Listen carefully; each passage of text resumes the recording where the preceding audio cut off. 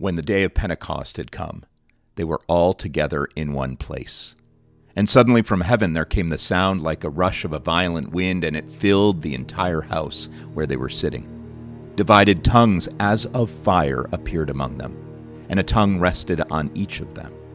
All of them were filled with the Holy Spirit and began to speak in other languages as the Spirit gave them ability.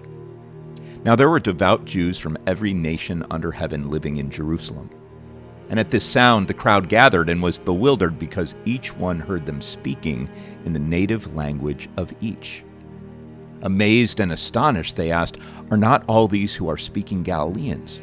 And how is it that we hear each of us in our own native language, Parthians, Medes, Elamites, residents of Mesopotamia, Judah and Cappadocia, Pontus and Asia, Phrygia and Pamphylia, Egypt and the parts of Libya belonging to Cyrene, and visitors from Rome, both Jews and proselytes, Cretans and Arabs, in our own languages we hear them speaking about God's deeds of power." All were amazed and perplexed, saying to one another, "What does this mean?" But others sneered and said, "They're filled with new wine."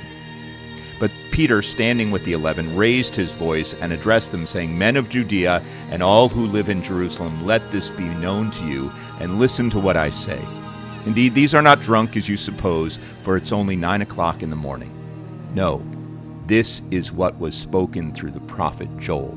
In the last days it will be, God declares, that I will pour out my Spirit on all flesh. And your sons and your daughters shall prophesy, your young men shall see visions, and your old men shall dream dreams.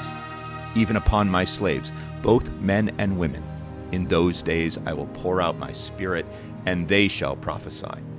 And I will show portents in the heaven above and signs on the earth below, blood and fire and smoky mist. The sun shall be turned to darkness and the moon to blood before the coming of the Lord's great and glorious day. Then everyone who calls on the name of the Lord shall be saved.